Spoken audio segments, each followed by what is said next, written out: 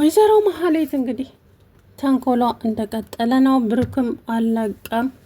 ከባድ ችግር ተፈጥሯል ማለት ነው። ግን ታዲያ መድብል ጀግናው እንግዲህ ታሪክ ይሰራል በየጊዜው። እሷ ዛሬ ጭራሽ ሆስፒታል ድረስ ሄዳ እንግዲህ ካሌብ ባዘዛት መሰረት እዛው ሄዳ ጨርሰው ሄደች።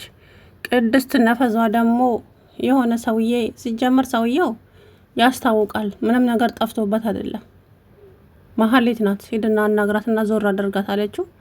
እሷ ደግሞ ገብታ ብሩክን እንግዲህ ልታሰናብተው በትራስ ግን ትደርስባታለች ብዬ ተስፋ አደርጋለሁ። መሀሌት ከዚህ በኋላ ክብርት ብለህ ጥራኝ። ክብርት ከንቲባ አዳነች አቤቤ የምትባል ይሻል ነበር። እንደው ትሰማለህ አንተ ነፈስ፣ ከዚህ በኋላ ክብርት ብለህ ስጠራኝ ነው የምሰማው። እሺ እኔ መሀሌት አቶ ካሌብ የተቀመጠበት ወንበር ላይ በቅድሙ እቀመጣለሁ።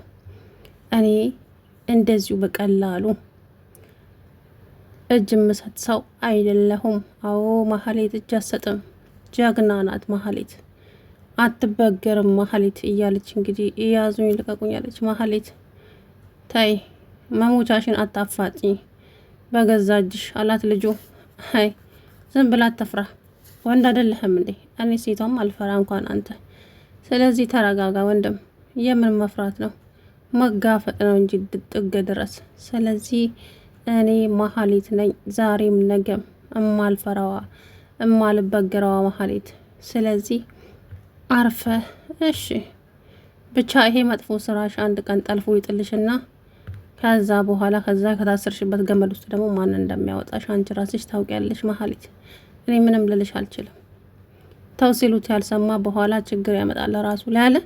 እንግዲህ ሞገስ ብሩክ ያለበት አሁን ከባድ ነገር ውስጥ ነው ያለው ማለት ነው። ምክንያቱም ያለበት እንግዲህ አይታችሁታል፣ አይናገር ወይ አይንቀሳቀስ።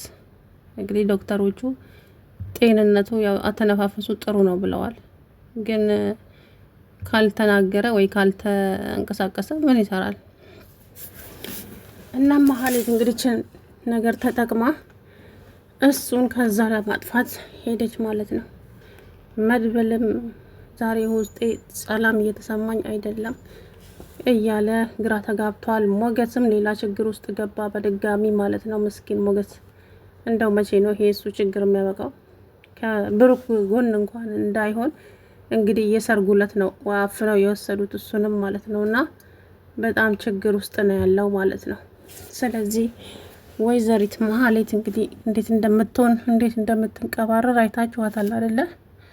ታዲያ ታሪኩም ደግሞ ለመድብል ሁሉንም ነገር እየወሰደ ይነግረዋል። አንተ ብቻ ተረጋጋ መድብል፣ ሁሉም ነገር በቅርቡ ይሆናል። እውነቴን ነው፣ እኔ የማውቀውን በሙሉ ግን አሁን ላይ መጠንቀቅ አለብህ።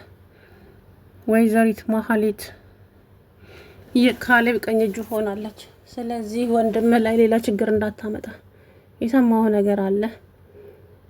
አዎ ግን ተጠንቀቅ አለው። እንግዲህ እሱ የፈራው ነገር አልቀረም። ቅድስትም ሰውየው ልታሳየው ሄደች። እሷ ግን ገፍታ እንግዲህ በፍጥነት በትራስ አፈነችው ማለት ነው። ወይ መሀሌት ተንኮልሽ ግን አንድ ቀን መቼም አሁን በድጋሚ መድብል እጅ ላይ ከገባች ነገሩ አለቀ፣ በቃ አለቀላት ማለት ነው። መቼም አይምራትም። እናም ደግሞ ያ የካሌብ ምንትያው መጥቷል። እንግዲህ እኔ ሁሌም ነገሮችን ልጋፈጥ ዝግጁ ነኝ ካንተ ጋር። አሁን ግን ከበድ ያለ ችግር ገጥሞኛል። የሆነ ሰው ችግር ገጥሞት እሱ ፍትህ ይፈልጋል ምናምን አለ።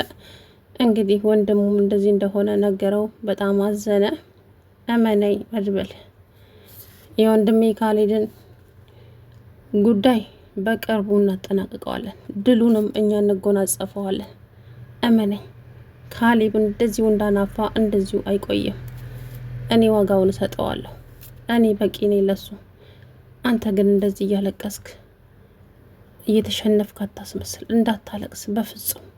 ነገሮችን በጥንቃቄ ነው ማድረግ ያለብህ መድብል።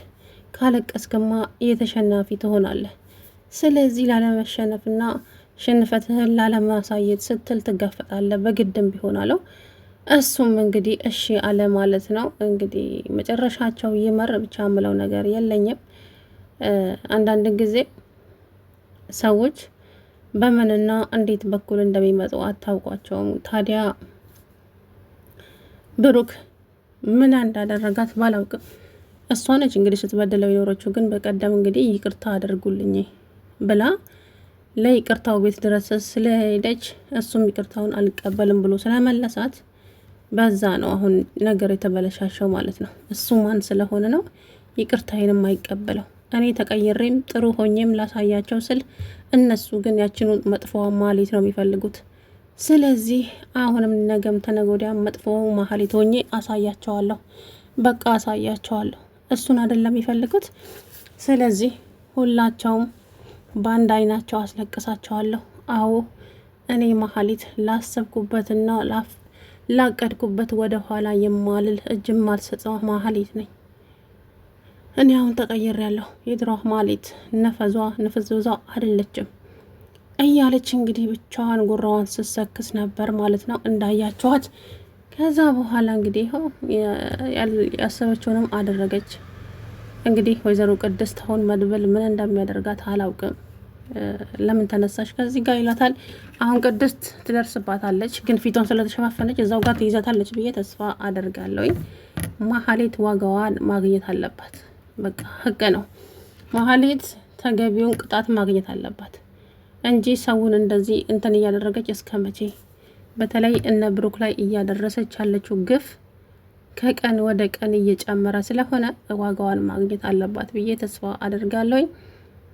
ከዛ በኋላ እንግዲህ መድብልም ደግሞ ይሄንን ነገር ዳጣ ስትመጣ ለዳጣ ስጭልኝ፣ ለዳጣ ስጫት፣ እንትኑን መድኃኒቱን ይዛላት ትሄድ ምናምን አለ። እሷም ደግሞ እሺ አለች ማለት ነው። ከዛ በኋላ እንግዲህ የሚሆነውን ደግሞ እንግዲህ አብረን የምናየው ይሆናል። ግን በዚህ ልክ የሰው ልጅ ክፋት፣ ምቀኝነት፣ ተንኮል ጌታ ሆይ ትዕግስቱን ስጠኝ። የእሷ ደግሞ እየተለየ ነው ጨርሶ ማለት ነው። በጣም የተለየ ነው የማህሌት። በቃ ተንኮል ብቻ ነው፣ ሁሌ ተንኮል ብቻ ነው የምታስበው። ምንም ጥሩ ነገር ውስጧ አልፈጠረባትም። ይሄንን ነገር ደግሞ ጥሩ ሆኜም ባሳያቸው ጥሩነቴን ሊቀበሉልኝ ስላልቻሉ አሁንም ነገም ተነጎዲያም መጥፎዋ ማህሌት ሆኜ አሳያቸዋለሁ እያለች እንግዲህ እያዙኝ ለቀቁኝ እያለች ነው ማለት ነው። በሚያሳዝን ሁኔታ እንግዲህ ምን ይደረጋል? የማይቀየር ሰው ምን ማድረግ ይቻላል? እውነት ለመናገር ክፉ ናች ማህሌት። የክፋት አምባሳደር የተላበሰች ብትኖር ማህሌት ናትና እንግዲህ ፈጣሪ እሱ ልቦና ይስጣት የሚባለው ምን ይባላል ሌላ። እናም እንግዲህ ቅድስት አሁን ስትመጣ ሰው ኦክሲጅኑን ካፍንጫው ላይ አንስታ ምናምን ነገር ነው እንደዛ ያደረገችው። እና ምሳሌም ደግሞ አባዬ ፈተናዬ እንደፍኛዋለሁ እኮ አንተ ብትኖር ዛሬ ለአንተ ደስታ አብረን እናሳልፍ ነበር።